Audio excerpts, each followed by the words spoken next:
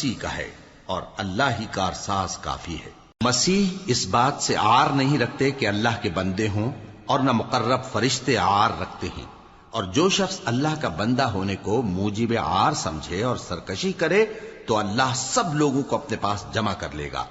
اب جو لوگ ایمان لائے اور نیک کام کرتے رہے وہ ان کو ان کا پورا پورا بدلہ دے گا اور اپنے فضل سے کچھ زیادہ بھی عنایت کرے گا، اور جنہوں نے بندہ ہونے سے عار و انکار اور تکبر کیا تو ان کو وہ تکلیف دینے والا عذاب دے گا،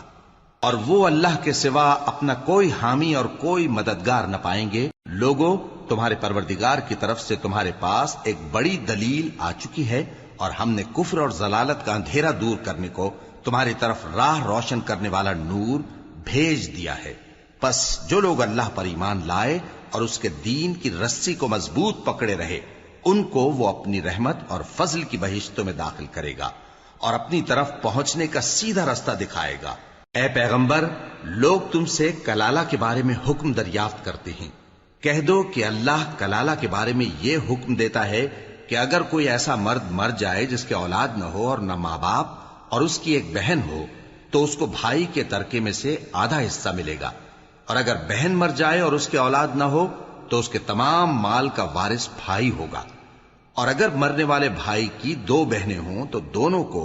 بھائی کے ترکے میں سے 2/3، اور اگر بھائی اور بہن یعنی مرد اور عورتیں ملے جلے وارث ہوں تو مرد کا حصہ 2 عورتوں کے حصے کے برابر ہے۔ یہ احکام اللہ تم سے اس لیے بیان فرماتا ہے کہ بھٹکتے نہ پھرو، اور اللہ ہر چیز سے خوب واقف ہے۔ شروع اللہ کا نام لے کر جو بڑا مہربان نہایت رحم والا ہے۔ اے ایمان والو، اپنے معاہدوں کو پورا کرو۔ تمہارے لیے چرنے والے مویشی حلال کر دیے گئے ہیں بجز ان کے جو تمہیں پڑھ کر سنائے جاتے ہیں، مگر حالت احرام میں شکار کو حلال نہ جاننا۔ اللہ جیسا چاہتا ہے حکم دیتا ہے۔ مومنوں، اللہ کے نام کی چیزوں کی بے حرمتی نہ کرنا، اور نہ ادب کے مہینے کی، اور نہ قربانی کے جانوروں کی، اور نہ ان جانوروں کی جو اللہ کی نذر کر دیے گئے ہوں کہ جن کے گلوں میں پٹے پڑے ہوں، اور نہ ان لوگوں کی جو حرمت والے گھر یعنی بیت اللہ کو جا رہے ہوں اپنے پروردگار کے فضل اور اس کی خوشنودی کے طلبگار بنے ہوئے۔ اور جب احرام اتار دو تو پھر اختیار ہے کہ شکار کرو، اور کچھ لوگوں کی دشمنی اس وجہ سے کہ انہوں نے تم کو مسجد حرام سے روکا تھا تمہیں اس بات پر آمادہ نہ کر دے کہ تم زیادتی کرنے لگو۔ اور دیکھو، نیکی اور پرہیزگاری کے کاموں میں ایک دوسرے کی مدد کیا کرو، اور گناہ اور ظلم کی باتوں میں کسی کے ساتھ تعاون نہ کرو، اور اللہ سے ڈرتے رہو۔ کچھ شک نہیں کہ اللہ کا عذاب سخت ہے۔ تم پر مرا ہوا جانور اور بہتا لہو اور سور کا گوشت اور جس چیز پر اللہ کے سوا کسی اور کا نام پکارا جائے، اور جو جانور گلا گھٹ کر مر جائے، اور جو چوٹ لگ کر مر جائے، اور جو گر کر مر جائے، اور جو سینگ لگ کر مر جائے، یہ سب حرام ہیں۔ اور وہ جانور بھی جس کو درندے پھاڑ کھائیں، مگر جس کو تم مرنے سے پہلے ذبح کر لو، اور وہ جانور بھی جو غیر اللہ کے آستانے پر ذبح کیا جائے، اور یہ بھی کہ پانسوں سے قسمت معلوم کرو، یہ سب گناہ کے کام ہیں۔ آج کافر تمہارے دین سے نا امید ہو گئے ہیں تو ان سے مت ڈرو اور مجھی سے ڈرتے رہو۔ آج میں نے تمہارے لیے تمہارا دین کامل کر دیا ہے اور اپنی نعمتیں تم پر پوری کر دی، اور تمہارے لیے اسلام کو بطور دین پسند کر لیا۔ ہاں، جو شخص بھوک میں ناچار ہو جائے بشرطے کہ گناہ کی طرف مائل نہ ہو تو اللہ بخشنے والا ہے، بڑا مہربان ہے۔ اے نبی، تم سے پوچھتے ہیں کہ کون کون سی چیزیں ان کے لیے حلال ہیں۔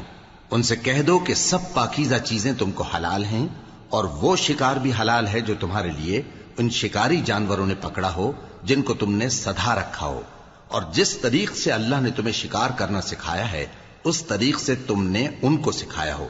تو جو شکار وہ تمہارے لیے پکڑ رکھیں اس کو کھا لیا کرو، اور شکاری جانوروں کے چھوڑتے وقت اللہ کا نام لے لیا کرو، اور اللہ سے ڈرتے رہو، بے شک اللہ جلد حساب لینے والا ہے۔ آج تمہارے لیے سب پاکیزہ چیزیں حلال کر دی گئیں، اور اہل کتاب کا کھانا بھی تم کو حلال ہے اور تمہارا کھانا ان کو حلال ہے، اور پاک دامن مومن عورتیں اور پاک دامن اہل کتاب عورتیں بھی حلال ہیں، جبکہ ان کا مہر انہیں دے دو، اور نکاح سے عفت قائم رکھنی مقصود ہو، نہ کہ کھلی بدکاری کرنی اور نہ چھپی دوستی کرنی۔ اور جو شخص ایمان کا منکر ہوا اس کے عمل ضائع ہو گئے اور وہ آخرت میں نقصان پانے والوں میں ہوگا۔ مومنو، جب تم نماز پڑھنے کا قصد کیا کرو تو اپنے منہ اور کوہنیوں تک ہاتھ دھو لیا کرو، اور سر کا مسح کر لیا کرو، اور ٹخنوں تک پاؤں دھو لیا کرو، اور اگر جنابت کی حالت میں ہو تو نہا کر پاک ہو جایا کرو، اور اگر بیمار ہو یا سفر میں ہو یا کوئی تم میں سے بیت الخلا سے ہو کر آیا ہو یا تم نے عورتوں سے مقاربت کی ہو، پھر تمہیں پانی نہ مل سکے تو پاک مٹی لو اور اس سے منہ اور ہاتھوں کا مسح یعنی تیمم کر لو۔ اللہ تم پر کسی طرح کی تنگی نہیں کرنا چاہتا، بلکہ یہ چاہتا ہے کہ تمہیں پاک کرے اور اپنی نعمتیں تم پر پوری کرے تاکہ تم شکر کرو۔ اور اللہ نے جو تم پر احسان کیے ہیں ان کو یاد رکھو، اور اس کے عہد کو بھی جس کا تم سے قول لیا تھا، یعنی جب تم نے کہا تھا کہ ہم نے اللہ کا حکم سن لیا اور قبول کیا۔ اور اللہ سے ڈرو، کچھ شک نہیں کہ اللہ دلوں کی باتوں تک سے واقف